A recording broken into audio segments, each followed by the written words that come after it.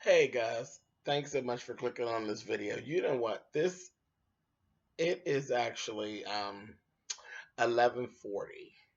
It's the day before Memorial Day, and I actually came down here. I was upstairs. I was actually laying across my bed, and I was actually looking at my phone and watching videos on my phone. And I had looked at Mike B, who I watch all the time. I watch Mike B, and we actually always are doing different tag videos and stuff. So I saw Mike doing this tag that is called the strip down challenge. And it all stemmed back from a girl named Essena, who she had did a video on YouTube, and she was saying that she was leaving YouTube and she was leaving all social media because of how fake and how phony it was and how phony all the people were, and this, that thing and the other thing, and everything's not real, and all of this kind of business. So um the challenge actually was created, I believe, by Jonah Green. Jonah Green is actually, he's another YouTuber.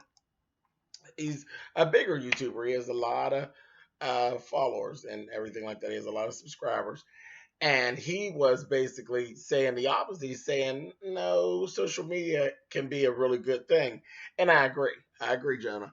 But anyway, I watched Mike B's tag, and the whole thing is to be able to sit in front of the camera and talk about whatever it is that you want to talk about for 10 minutes.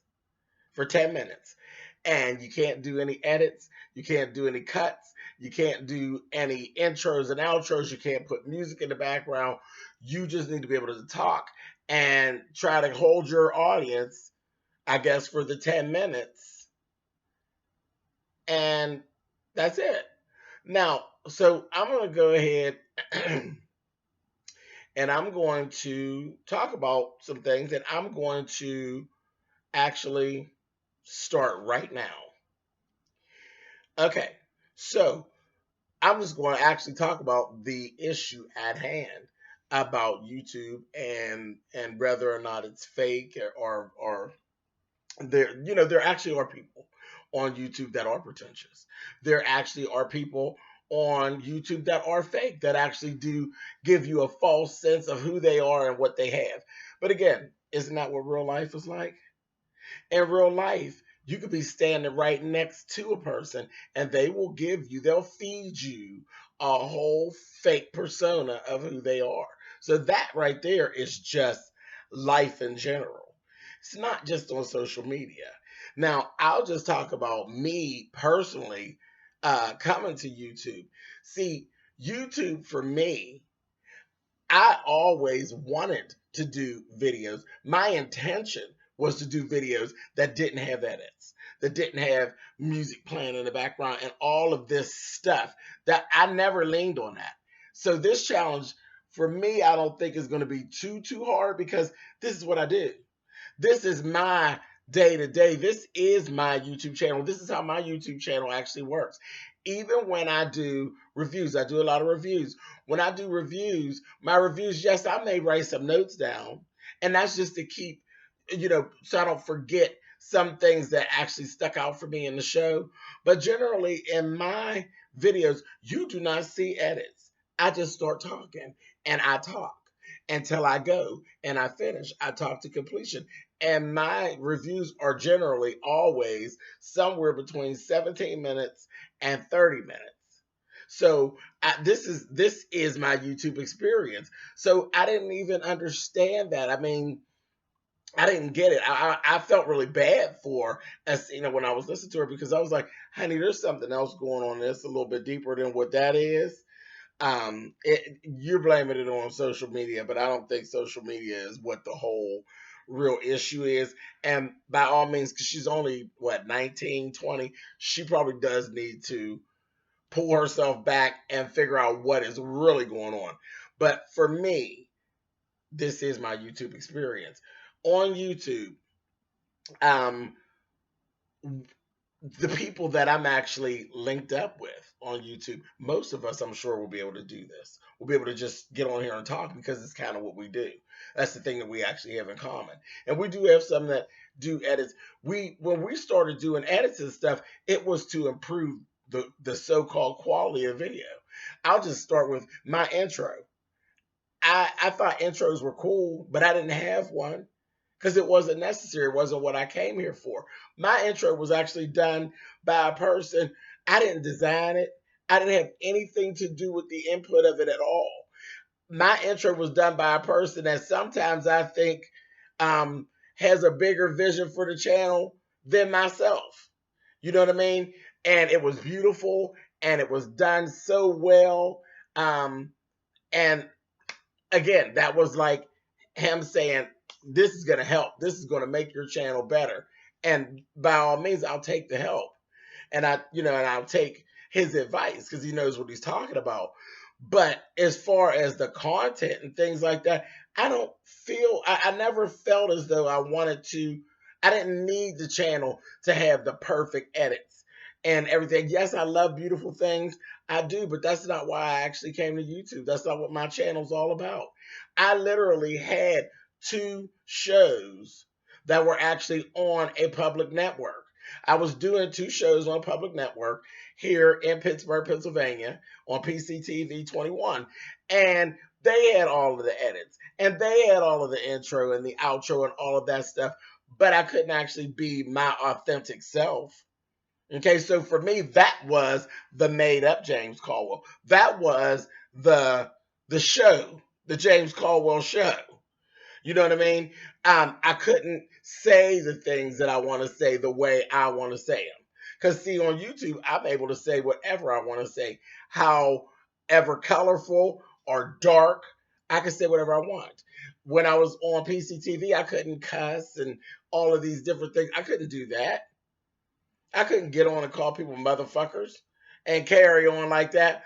But in my day to day life, yeah, I may roll up on and call you a motherfucker. I'm able to actually be my authentic self on my YouTube channel. And that's why I'm here. That's why I'm here.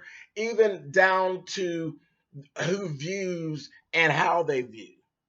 When on PCTV, I actually used to keep everything separate. I do female impersonation. I never put that part out on PCTV 21.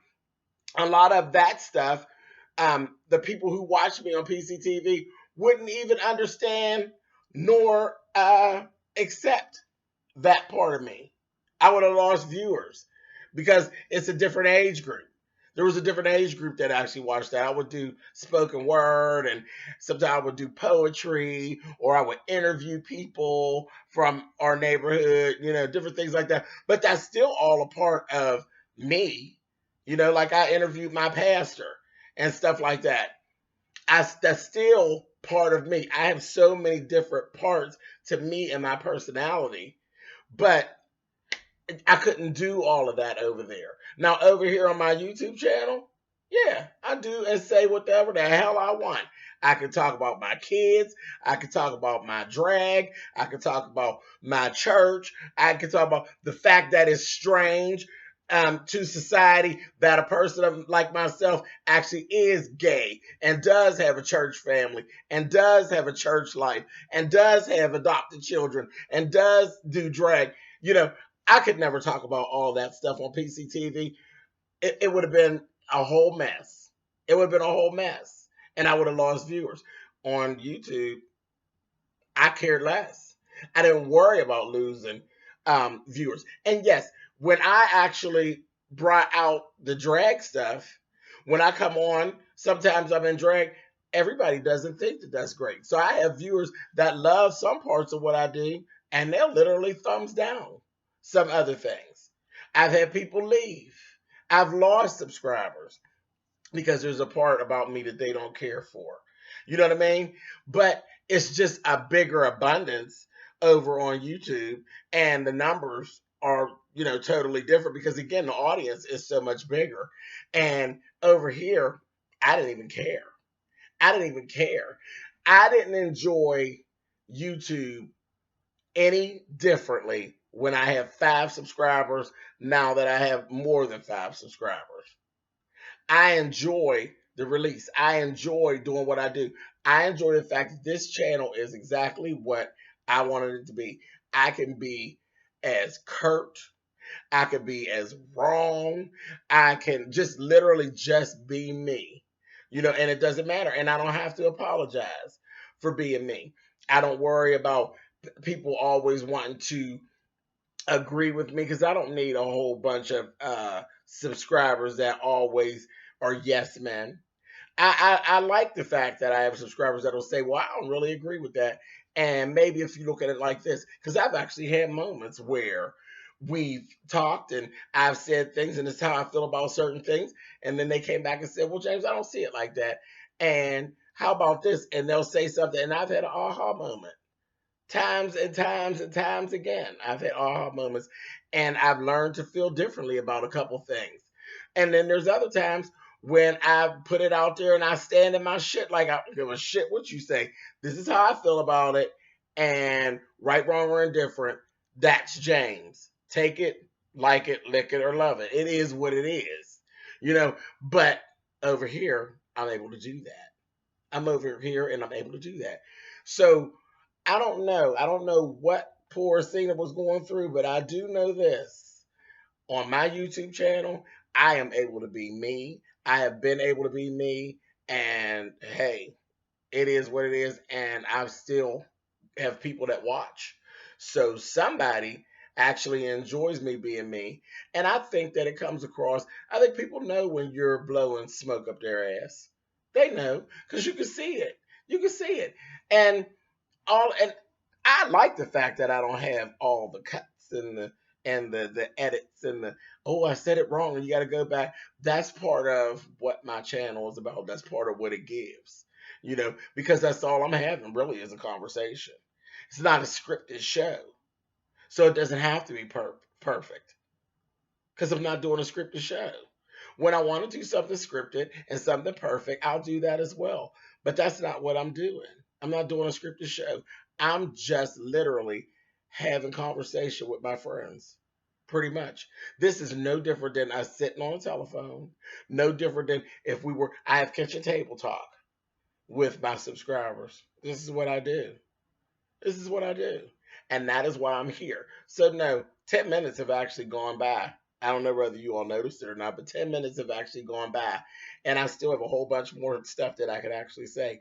I don't believe that a lot of the people who I have said that I've endorsed and we'll say endorsed, I'll tell you, go over and watch them. We bear a lot of that in common. That's what we do. We do just off the top of our head. We talk and we're real. When you're real, you ain't got to sit around and be thinking about it. When you ready, you stay ready, you ain't got to get ready.